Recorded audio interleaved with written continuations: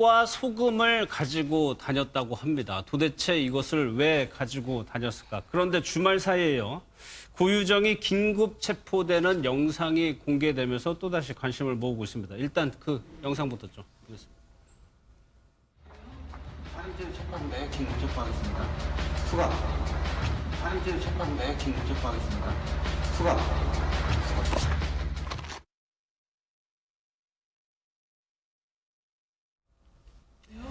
경찰이 고유정을 지하 주차장에서 긴급 체포하는 영상입니다. 살인죄라고 얘기를 하더라고요. 네, 긴급체포 영상인데요. 저게 고유정이 범행을 저진 지 약 일주일 정도 지난 한 6월 1일 오전 10시 반경이었다라고 합니다. 이 고유정이 살고 있었던 청주의 아파트 이 지하 주차장이었다라고 하는데요. 이 보시는 영상 화면처럼 경찰이 고유정을 잡기 위해서, 체포하기 위해서 지하 주차장의 잠복에 있다가 고유정이 나타나자마자 살인죄 혐의로 체포합니다라고 이야기를 하면서 이 미란다 원칙을 고지했다라고 하고 있고요. 그 혐의와 관련된 여러 가지 고지를 받고 난 다음에 이 고유정의 반응이 너무나 정말 황당한데요.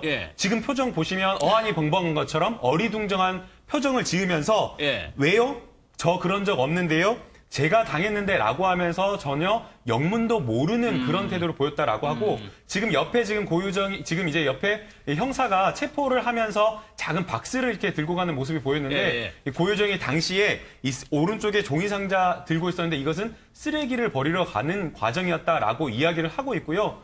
이 체포되어서 결국에는 호송되는 과정에서는 또 일부 본인의 혐의를 인정하는 진술을 또 했다라고 합니다.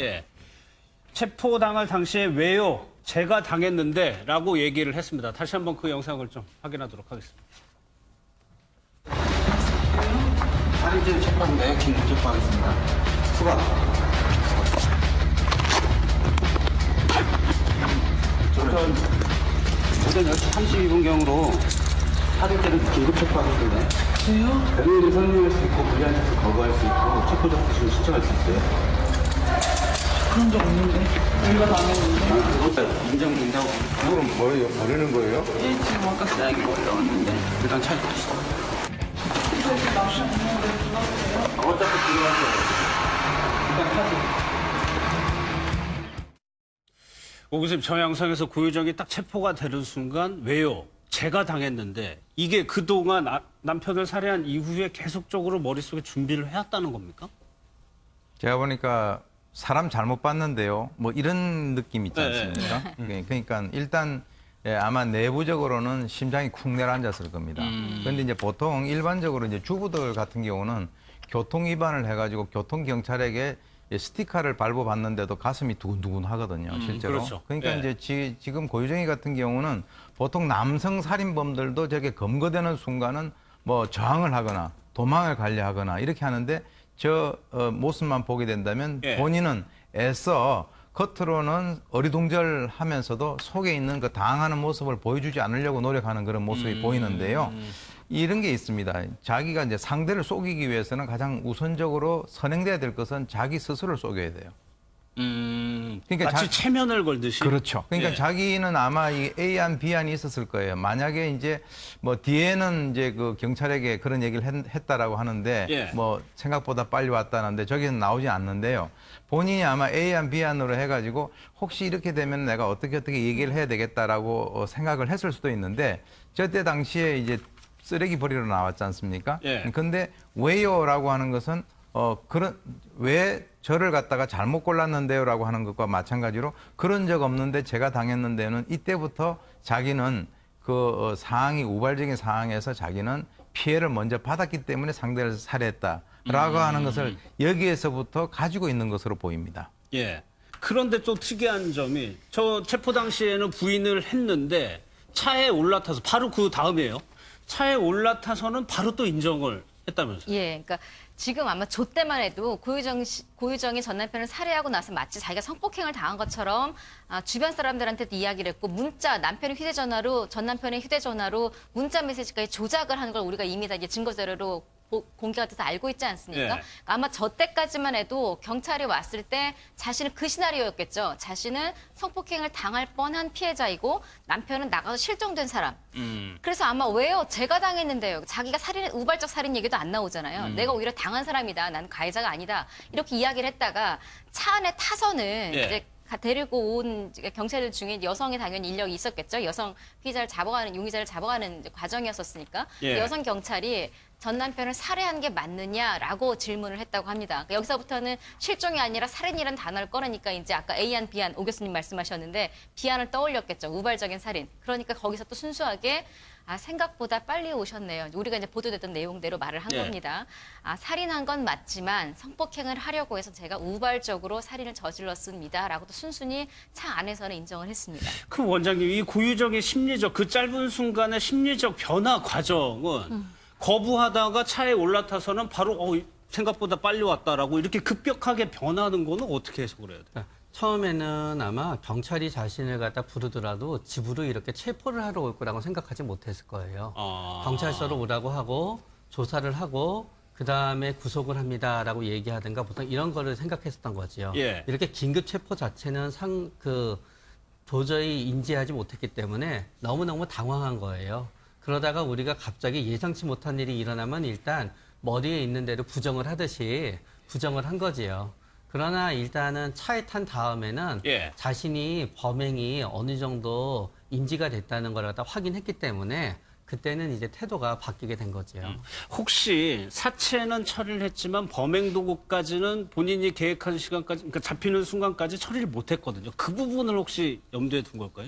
이렇게 빨리 올 줄 몰랐다라고 하는 것은 자기의 그 완전 범죄를 추구하는 데 있어서는 그 시신을 뭐 이렇게 또는 훼손했을 때 사용했었던 모든 도구를 포함해 가지고 완벽하게 그 버리는 그 단계가 지나고 온 뒤면은 본인이 어떻게 해볼 수가 있는데 지금 이제 그 사실은 그 이전에 말이죠. 제주 동부경찰서에서 그 고유정이한테 전화를 해가지고 조사를 해야 되겠다라고 하는 그런 전화를 한 적이 있어요. 그때 뭐라 그랬냐면 제가 피해자인데요 이렇게 얘기를 했단 말이죠. 그러니까 이제 본인의 입장에서는 아마 완전히 자기가 이 쓰레기라든가 다 버리고 난 뒤에 올 줄 알았는데 지금 그 과정에서 본인이 검거가 됐기 때문에 그래서 이렇게 빨리 올 줄 몰랐다라고 하는 그 의미는 제가 개인적으로 생각할 때는 본인의 어떤 그 시간 타임 스케줄보다는 더 빨리 왔다. 그렇게 이제 얘기를 하고 있는 것으로 내가 보입니다. 예상한 것보다는 빨리 왔다. 그런 뜻인 것 같아요. 경찰이 수사하는 과정에서 아직까지 유기한 사체는 발견도 못했고요. 혼선을 빚었던 장면이 곳곳에서 눈치가 보여졌는데 전 남편 동생의 얘기를요. 한번 좀 들어보고 대화를 좀 이어가겠습니다. 제가 9시 반쯤에 카톡을 했는데 10시쯤에 답장이 오긴 했어요. 10시 넘어서. 형님께서는 목적어와 주어가 확실히 보내거든요. 카톡 내용을. 그게 혹시 좀 급하게 보낸 티가 나더라고요. 제가 언제 와 라고 얘기하니까 할 거 많아서 들려가야겠다 이렇게 하나 오고 그리고 충전해야겠다 라고 이렇게 온 거예요. 이후에 핸드폰 조작은 고유정이 한 걸로 알고 있고요. 10분에 바로 전화를 했는데 그때부터 핸드폰이 꺼져 있었습니다.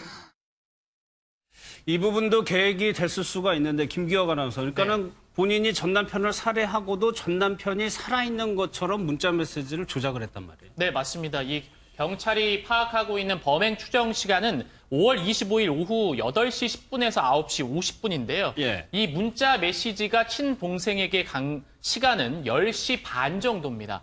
그러니까 범행을 하고 나서 이 범행을 은닉하기 위해 그 전 남편 인척하고 동생에게 카톡을 이제 보낸 거죠. 문자 메시지를 보낸 건데, 이게 사실 이제 그 동생이 이야기하기로는 원래 내 형이 이제 오타 같은 것도 잘 없이 문자 잘 치는데 이상하게 급하게 보낸 것처럼 그 문자에는 오타도 많고 좀 그 이후로도 답장이 그리고 계속 없고 전화기도 꺼져 있었다라는 이야기를 합니다. 그래서 결국에는 신고를 하게 된 거죠. 그러니까 김남국 교수 초기에 경찰에서는 살인이나 살해가 아니고 실종의 무게를 두고 했던 것이 고유정 때문인 거였잖아요, 당시에. 네, 맞습니다. 경찰이 27일 그러니까 남편을 살해한 것으로 추정되는 25일로부터 이틀이 지난 뒤에 전화를 걸었는데 고유정이 그 전화를 받고 내가 피해자다.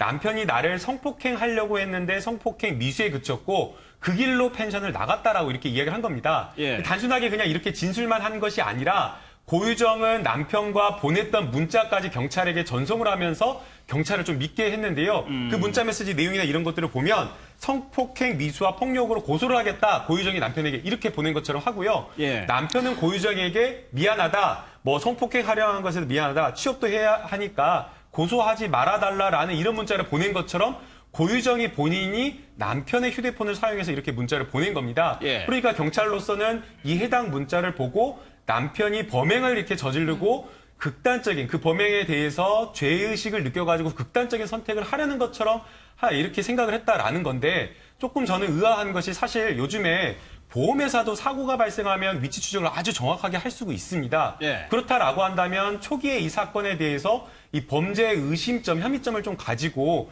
적극적인 수사를 했다라고 한다면 예. 이렇게까지 되지 않았을 텐데 초동 수사가 좀 미흡하지 않았나라는 그런 지적이 생각이 됩니다. 그 부분이 계속 아쉬운 건데 원장님 글쎄요. 고유정의 말을 왜 경찰이 더 믿었을까? 전 남편의 동생이나 그 주변인들은 아닐 것 같다고 계속적으로 경찰에 얘기했다고 지금 주장하고 있거든요. 네, 근데 결론적으로는 휴대폰 메시지나 이게 거짓 증거로 밝혀졌지만 예. 어쨌든지 간에 고유정의 진술은 뒷받침할 수 있는 증거가 있었었고요. 가족들의 진술은 참으로 슬픈 얘기지만 예. 뒷받침할 수 있는 증거가 없었던 겁니다. 그러다가 보니까 경찰은 일단 증거가 있는 쪽에 어느 쪽을 먼저 생각해야 되느냐 해서 증거가 있는 쪽을 먼저 수사하다가 그 증거가 맞지 않는다는 걸 확인한 다음에는 증거가는 없었지만 의욕적으로 관심을 돌리게 되는 쪽으로 본인들이 어떤 그 논리가 적용되었었던 것 같아요. 예. 그런 다음에 또 거기에 더해서 보통은 이런 경우에 우리는 쭉 생활을 하다가 보면은 어떤 살인범은 이래, 이거는 살인인 것 같아, 아닌 것 같아라는 어떤 그 인상이라든가 감각을 갖다 무의식적으로 만들게 되거든요. 고유정이라는 인간이 전형적인 어떤 살해범에서 전형적인 범죄자에서 좀 벗어나 있는 느낌들이 많았던 거예요. 그게 만약에 고유정이 원래 고유정을 숨기고 자기가 의도했던 거라고 가정하면 심리전에서 밀리게 된 거고요. 예. 만약에 그래 고유정이 의도한 게 아닌데 원래 고유정의 존재 자체가 그런 사람이었다 그러면은 경찰 입장에서는 참으로 범죄자의 전형적인 범죄자에서 굉장히 벗어난 예. 어떠면 그 비상식적이고 예외적인 범죄자를 만나게 되었었던 거죠. 예.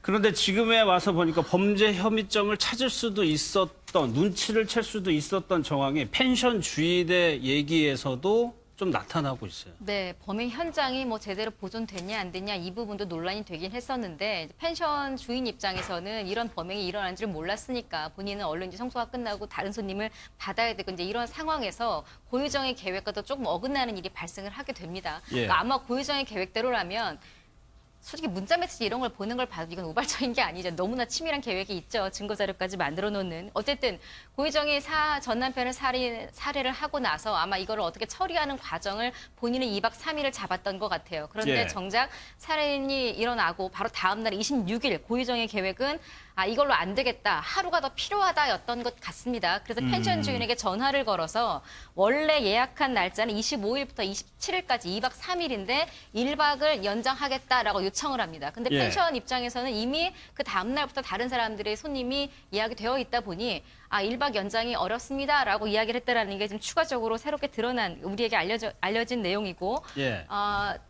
방을 빼는 날 27일 날 고유정이 다시 펜션 주인에게 그러면 하루 연장이 안 되면 퇴실 시간을 조금 더 연장해달라 연기 요청을 했다는 거예요. 퇴실 시간은 뭐 1시간, 2시간 연장은 가능합니다만 추가 비용이 들어가죠. 그러니까 30분 정도 연장이 가능하다라고 아마 펜션 주인이 말을 한 것 같고 예. 당일날 방을 빼는 날 펜션 주인이 이제 고유정 씨 집을 와서 보니 원래는 엄마 아빠 아이끼가 있어야 되는데 고유정 씨가 열심히 청소를 하고 있었고 예. 무엇보다 펜션 주인이 기억하는 아주 특이한 점이 하나 있었는데 여자 향수 냄새가 문을 열자마자 여자 향수 냄새가 진동을 했다는 거예요. 예. 다시 말하면 우리가 지금에서 생각하지만 무언가를 은폐하고 숨기기 위해서 향수를 뿌렸다고밖에 그렇겠죠. 주장할 수 없는 예. 이런 진술이 나왔습니다. 이 부분을 왜 초기 수사에서 놓쳤는지 좀 계속적으로 아쉬운데 또 하나 좀 특이한 점이 원장님, 고유정이 팥과 소금을 가지고 다녔다.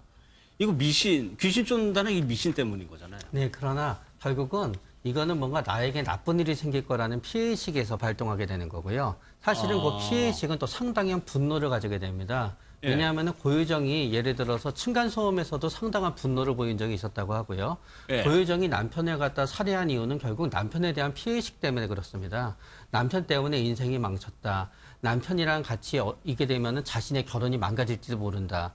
결국 그거는 뭔가 하게 되면은 자기가 항상 주위에 문제를 일으키면서 자기가 문제를 일으킨다는 생각은 못 하거든요. 예. 그러니까 자기한테는 왠지 나쁜 일이 생기고 운이 없다고 생각하게 되는 겁니다. 그러다가 보니까 그거를 갖다 방지하기 위해서 팥과 소금을 가지고 다니면서 본인한테 생길 수 있는 불행을 갖다 본인이 대처해야 된다고 생각하는 건데 사실은 본인이 분란을 갖다 만드는 사람이라는 걸 인지하지 못하고 있는 데서 문제가 생기는 거죠. 아니 그런 범행 이후에 고유정이 보였던 그런 태어난 모습과 팥과 소금을 가지고 다니는 고유정 이 두 개의 고유정이 같이 있었다는 건가요? 그리고 결국은 태어난 모습을 갖다 가지기 위한 도구는 팥과 소금인 겁니다. 아. 나에겐 나쁜 일이 생기지 않을 거야. 체포되지 않을 거야. 예, 내 예. 인생이 전 남편으로 인해서 꼬였지만 나는 전 남편을 확실히 제거하고 이제 잘 살 거야. 그게 나를 막아주고 지켜줄 것이다. 그러다 가끔 불안할 때는 팥과 소금을 통해서 뭔가 재해를 갖다 피해야 되는 겁니다. 결국 내가 불안한 거를 갖다 외부에 일어나는 사소한 일들이 하는 걸 우리가 투사라고 하거든요. 예. 투사라는 감정이 일어날 때마다 팥과 소금으로 본인은 정화한 겁니다. 고유정이 어떻게 이렇게 잔혹한 범죄를 저지를 수 있냐 계속 놀라고 있지만은 고유정도 본인도 조금 불안한 듯한 느낌의 뉘앙스 메모가 좀 있었어요. 예, 아무래도 이제 본인도 인간이기 때문에 저렇게 예. 잔혹한 범행을 한 이후에 좀 전에 나왔던 이 팥과 소금이라고 하는 것은 저기 무속과 관련이 있습니다. 그래서 이제 소위 얘기해서 액막이라고 하는 데 있어서 뭐 서양 같은 경우는 뭐 마늘 같은 거, 십자가 같은 걸 쓰고 뭐 이거 우리 동양 쪽에서는 특히 한국은 팥하고 소금을 갖다가 쓰지 않습니까? 예. 그렇기 때문에 자기의 이 귀신을 갖다가 쫓는다라고 하는 그런 어떤 무속적인 것도 있는 것 같고요. 또 이제 그 메모가 발견이 됐는데 거기에 두 개가 있습니다. 먹은 게 없다, 약을 억지로 먹었다라고 하는 것이 나오는데 예. 먹은 게 없다라고 하는 것은 지금 현재 자기의 그 내면적으로 들어가 봤을 때 이런 행위를 하고 난 이후에 밥이 제대로 넘어가겠느냐라고 하는 그런 내면적인 심리를 갖다 거기 적어놓은 것으로 보이고요. 그리고 이제 약을 억지로 먹었다라고 하는 것은 이 약이 이제 뭐 이 수면제인지 아닌지 그거는 모르겠습니다만은 좌우간 이제 본인이 잠을 제대로 자지 못하기 때문에 자기의 어떤 그 정신적인 어떤 방어를 하기 위해 가지고는 뭔가 자고 먹고 해야 되는데 예. 그래야만 이제 앞으로 완전 범죄를 꿈꿀 수 있는 것이 아니겠습니까? 예, 그런 나름대로의 어떤 자기의 다짐을 그런 메모로 써놓은 것으로 그렇게 판단이 됩니다. 예. 김기혁 아나운서 의붓아들 사망 사건 관련해서도 일단 경찰은 수면제 쪽도 보고 있는 것 같아요. 네, 맞습니다. 의붓 아들에게는 사실 그 수면제 성분이 검출이 되지 않았는데 예.